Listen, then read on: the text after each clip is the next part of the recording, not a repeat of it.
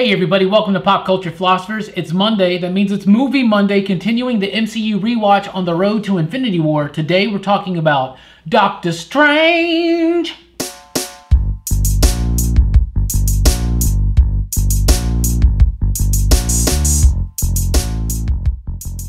That's right everybody, Movie Monday, talking about Doctor Strange on the way to Infinity War. I am Rockin Robbie Billups. This is Jelani, Bullard. This is Brooks. And we are the Pop Culture Philosophers. And like I said, Doctor Strange, starring Benedict Cumberbatch, Chiwetel Ejiofor, Tilda Swinton, Benedict Wong, and a whole slew of others. Rachel McAdams. I thought this movie's okay. I'll be honest with you guys. When I first watched Doctor Strange in the theaters, I fell asleep. Really? I fell asleep. I fell asleep at some point when Mads Mikkelsen was first fighting like with the Ancient One and all that stuff. Yeah. And all the revelations are happening about what's going on with her. Part. I fell asleep. No, I fell asleep because if you get me at this age, if you get me in a dark room and give me a leather seat that reclines, that makes sense. I'm out. I'm out. So then I watched it a second time and I was like, I didn't really like it because I woke up during the whole thing with Dormammu at the end with the time loop. I woke up and I was like, this movie jumped. I didn't even realize that. Anyway, second time, didn't really like that much. Third time, still didn't really like this movie that much. I don't really like it. I think it's a beautiful film with some decent acting in it. I think the actors do a really good job pretty much all the way through, but the story is clunky, it's rushed, it's quick. This guy becomes the master sorcerer in like 2 weeks' time, it feels like. The way that they visualize his powers and the magic seems a little elementary to me. It doesn't quite make sense. The way they explain how magic works makes total sense to me, but the way they visualize it doesn't make sense to me. It's just like they were like, Inception looked cool. Let's throw some of that shit in Doctor Strange. I don't know. I think the movie is okay. I like the character. I like the performance. I like kind of the overall gist of it. It just feels rushed. I don't like the ending. Another super weak villain to me, and it seems like a setup to another super weak villain to come, but I don't know. I digress. Jelani, what did you think about Doctor Strange? Wow. Well, you trashed it. We got to be honest. You trashed that movie. I wouldn't say trash. For me, it's okay. Yeah, as well. It's fine for me. Visually, it's amazing for me. Yeah, I don't mind the Inception stuff. It's beautiful. I watched visually. it. The first time I watched it in 3D, and it blew my mind. Like, the scenes that needed to blow my mind. And then there's another important message. It gives a great message in this movie. Don't text while driving. It's true. They even have a thing in the credits about that. Yeah, don't do it. Because you'll screw your hands up and become Sorcerer Supreme. There's a PSA. So, there's a thing. Yeah, it's kind of like, good thing that he did. Yeah. Yay. The world would have ended. Had it not been for this. So, I mean, and they use the Eye of Agamotto really well for me. I love how it's so much more than just like a time turner, though. Yeah, right? I mean, it's more than that. Harry Potter did that in movie 3. Much better. Gosh. They saved Buckbeak with it. Okay. Anyway, go ahead. It still works, though. It still saves the world.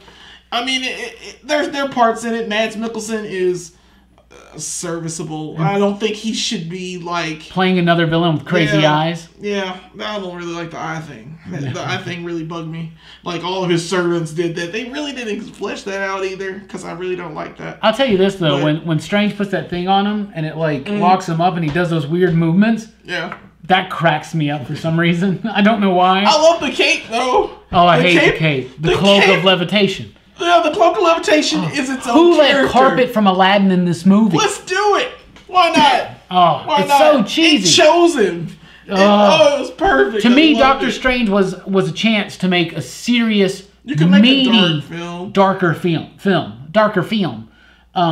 And they didn't do it. They tried to force in the, just because the humor things works in like your Avengers films and your Tony Stark and your Guardians of the Galaxy, those movies can be funny, but not every MCU film has to be that funny. Some can take themselves a little bit more seriously. I think the Captain America ones do. They have their bits of humor, but to me it just felt like the Doctor Strange bits of humor were so forced. Wong listening to Beyonce.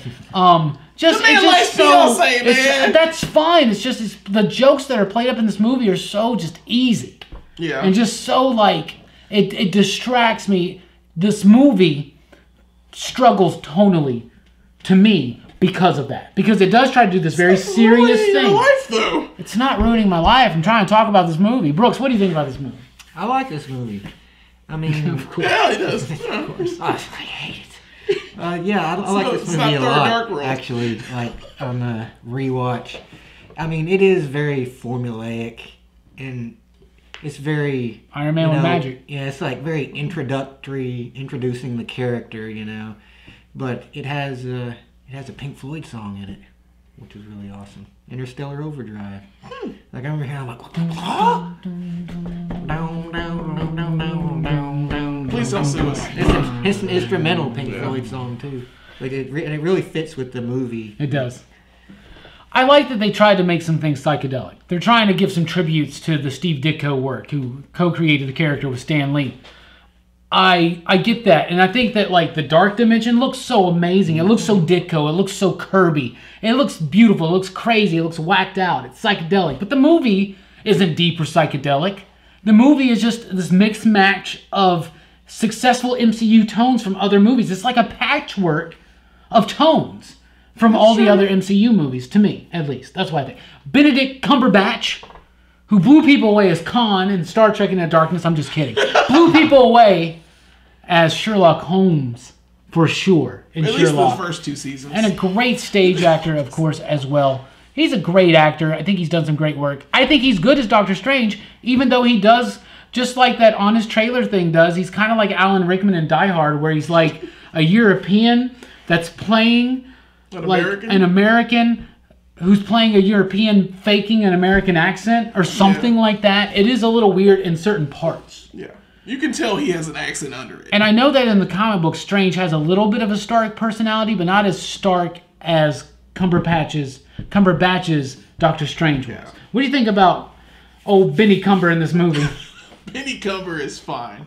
He's okay. I mean, he does come off as Tony Stark again. This will be the third Iron Man, actually, the third Iron Man ripoff other than Iron Man. Because you had Ant-Man, it's the same kind of formulaic setup. But then you have Doctor Strange doing the exact same stuff. Oh, this is my origin story. But it looks just like Iron Man. It still has the same kind of weak protagonist. But he was fine for me. He was serviceable. He was an asshole at the beginning where he needed to be. And it humbles him to become, the greatest surgeon in the world. And then all of a sudden he'll lose that ability and try to fight and claw his way back. I think they captured that well for me. Okay. I think that whole, from the beginning where he's arrogant to the point where he's humbled by it, kind of like resonates with me. That you can redeem yourself. And there is a way to do it. Apparently through magic. Weeks ago, me and you had a disagreement in the fact that you thought that Iron Man didn't have an arc and didn't learn anything. I thought he did. I think Doctor Strange doesn't learn anything in this movie. He learned everything. I don't think he learns how to do magic, and he learns it very quickly. Does he not? He's good at his job. He also learns that he doesn't need his hands to do magic. Yeah. He learns to overcome his disability in a way. True. Mm-hmm. We think it's about not in the way he wanted to. We think about bee patches for this movie. In this movie, it's Doctor Strange.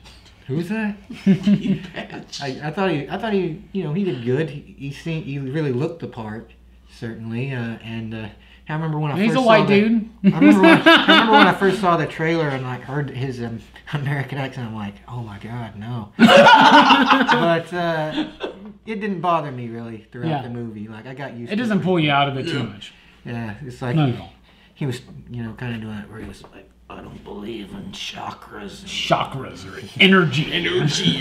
Yeah. It was kind of weird. The power of belief. Yeah. Like we don't pronounce all those syllables, man. Yeah. Okay. The ancient one in this movie is Tilda Swinton. A little bit of a change from the comic books. In the comic books, it's the dude. This one is Tilda Swinton. She's Celtic. It's a different little thing, but I thought she was great. She was perfect as the ancient one. I thought she did a fantastic job. When they first cast her, I was very surprised. I knew they were doing something unique and different with the character, and I liked it a lot. There's the little twist at the end where she's using dark powers too, and I like that Strange kind of because even at this point, Strange is such a dickbag that he's the one that outs her. Yeah. You know what I'm saying? So when Mordo comes back in the next movie, That's Strange's fault. But I love Tilda Swinton in this role. What do you think, Jelani? Yeah, she was great. I mean, I love how she knocked him out of his body. That's one of the best scenes in the movie is her getting him. Yeah. When she makes Doctor Strange woke. Yeah, she woke him, and she broke it. And that's what I'm saying. He was at his lowest point. He doesn't believe in all of the things. Yeah, and she brings him out of it like immediately, and tells him there's a much bigger world out there for you. And you need to realize it. And she knocks him into that world, and I feel that her character brings that out, and I have no issues with her actually at all. Okay. So yeah, she worked out for me. What about you, Jill Brooksy? Jill Brooksy? Well, I think she served the role really well. I mean, she played the wise mentor, the badass ultimate wizard pretty well. I mean, they gave her plenty of. She got plenty of time too. She was probably one of the more developed side characters in a Marvel movie. The Morpheus of the MCU. Yeah, and really no complaints. I know Kung Fu. Whoa. No complaints from me either. Tilda Swinton was amazing. You have Chiwetel Ejiofor playing Baron Mordo, who I thought is a great like assistant teacher type role in this movie. He was okay. Does a great job explaining magic, explaining the weapons, playing off of Doctor Strange. I thought that Cumberbatch and Ejiofor had a... You did Cumberbatch again. Cumberbatch. The Cumberbatch kids. Anyway, yeah. I thought that Benny and Chewie had a really good camaraderie. Like, they had a really good chemistry together.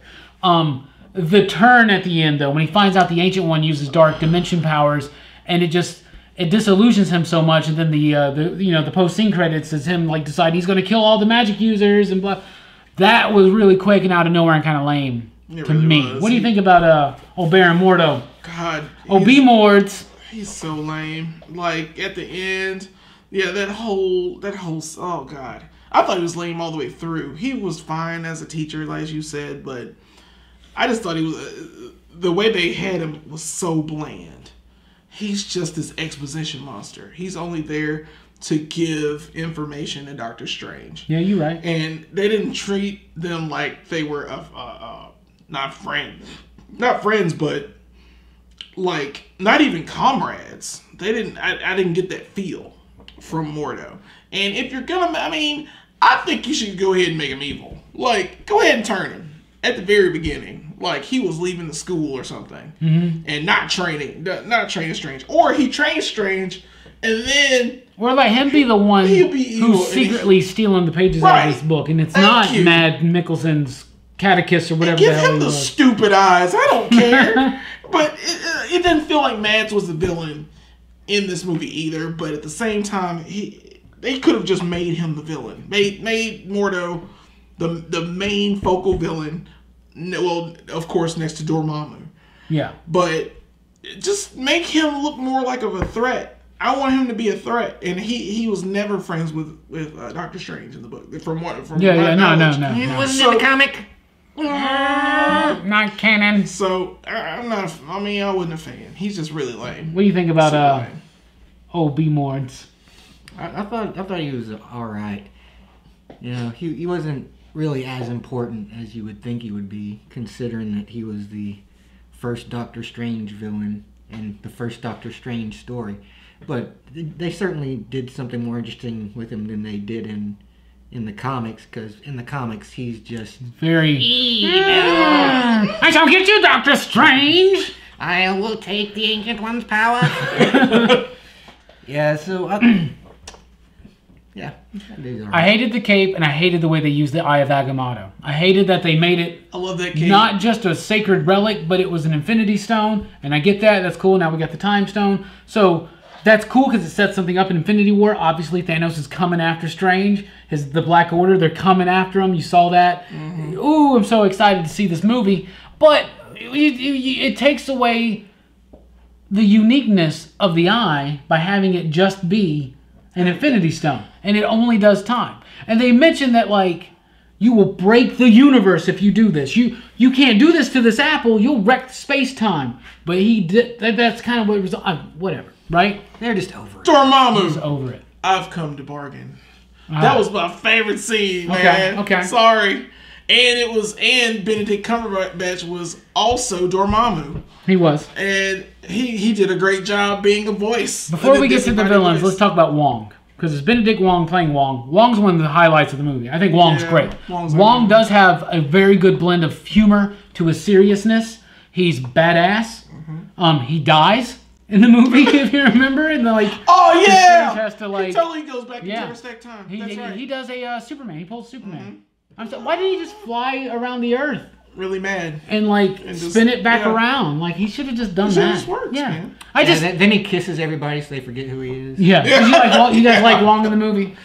Yeah. I'm excited to see more of him in Infinity War. Because he didn't get a lot of Wong in this movie. You're going to get a lot of Wong. Well, he was in the librarian. War, sure. Yeah. Exactly. The librarian. Which, by the way, a terrible librarian because Strange steals all the stuff anyway. Yeah. He steals what he needs.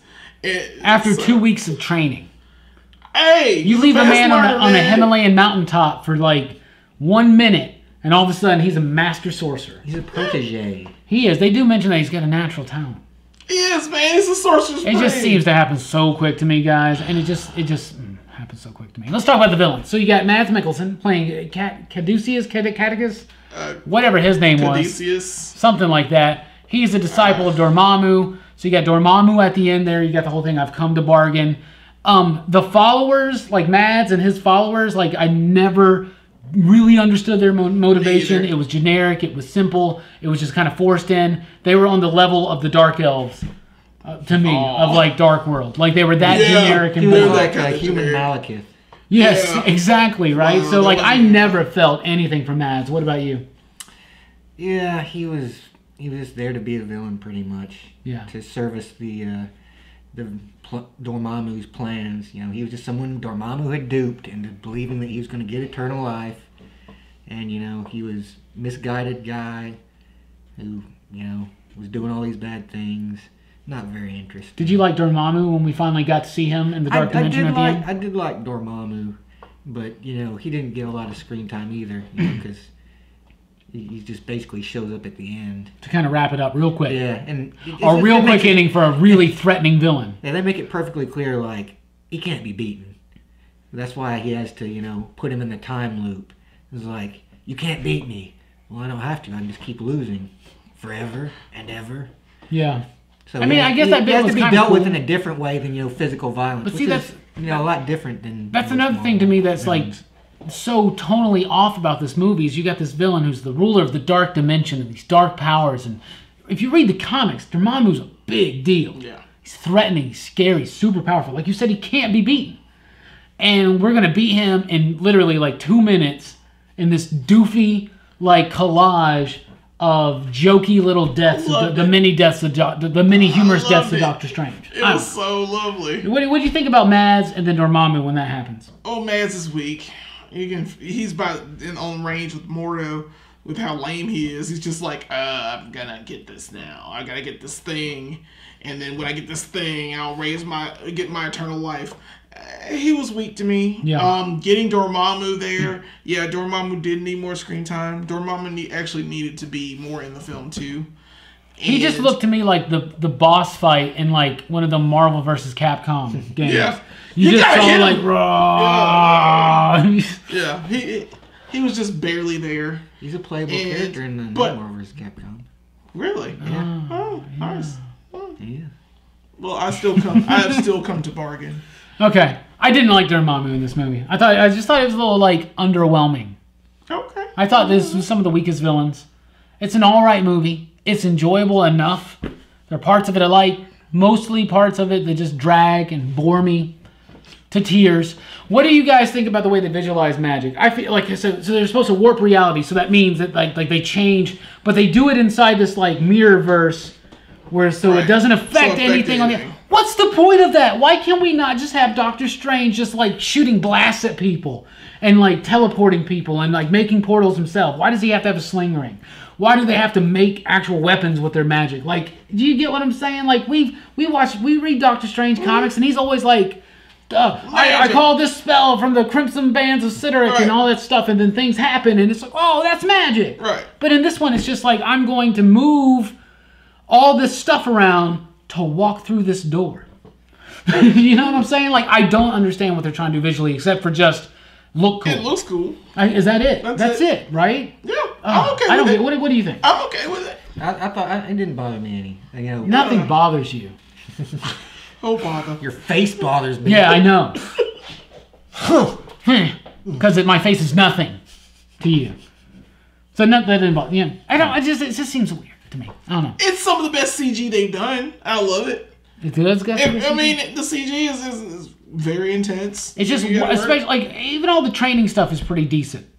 And I liked Inception. But the moment that Mads Mikkelsen's dudes attack, and Strange gets thrown into New York, and he's basically from that point taking over that sanctum. Mm-hmm.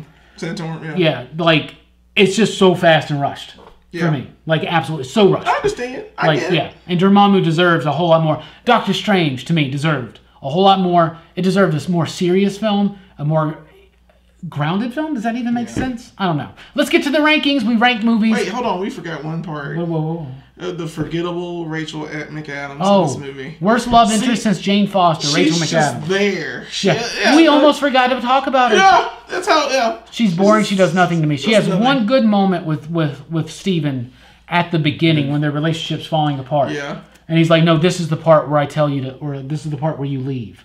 Right? Like, that's a good scene there.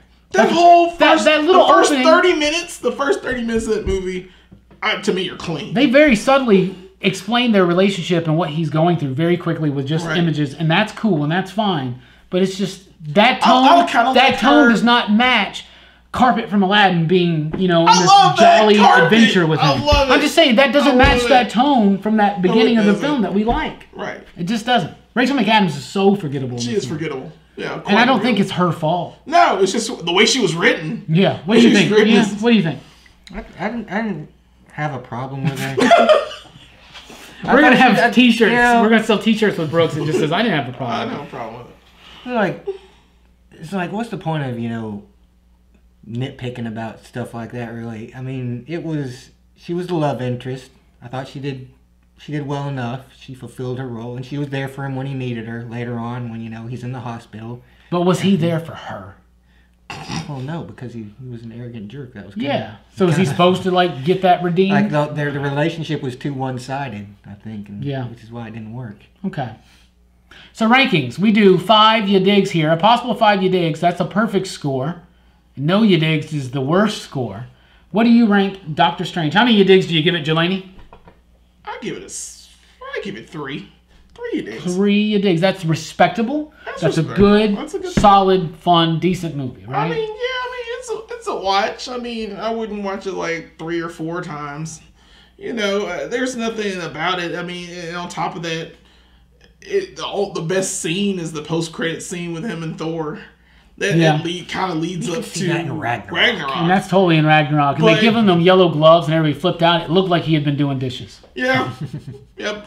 Either way, I mean, it's a watchable film. It gets you where you need to go. And I realize that the Marvel Cinematic Universe isn't one film. It is all of them together. And the fact that all of them together can produce a cohesive story and introduce characters the way they need to be introduced. I don't care if a few of them are crap. I mean, of course you're going to get your Thor Dark World. Of course you're going to get your Age of Ultron. But Weekend of Ultron. The Weekend at Ultron's. Half-hour Ultron. But which is fine. You're going to have that. But you're getting to a bigger story. And you're actually telling something. And I think Doctor Strange is adequate. So, 3 ya digs. All right. 3 ya digs from Jelani. Brooks, how many ya digs out of a possible 5 do you give Doctor Strange? Well, I give it 3 as well. 3 as well. Guys are right on. With this guy, man. Yeah, why do you? Why 3? Why is it a solid film to you?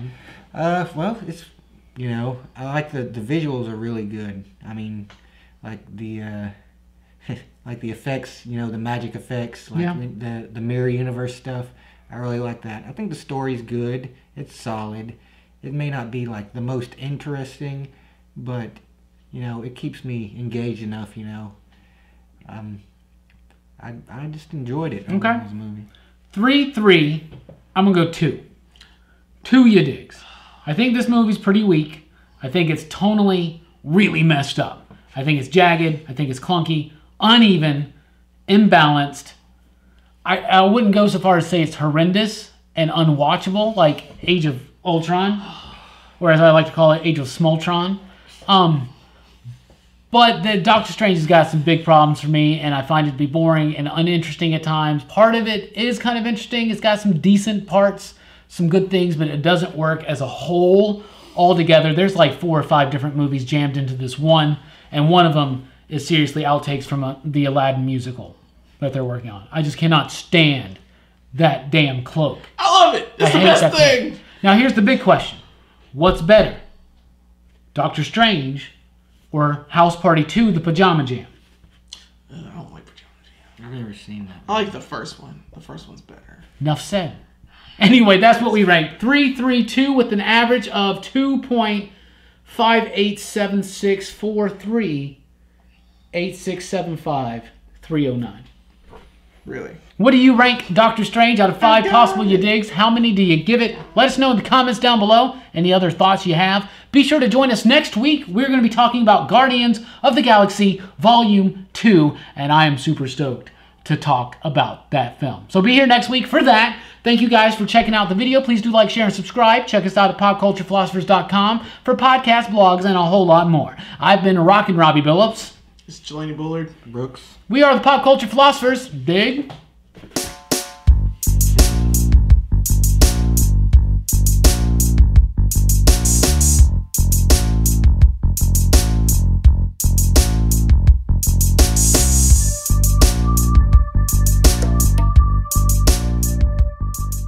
Well, I mean, shoot. Since I got it, might as well flaunt it. You're a vain one.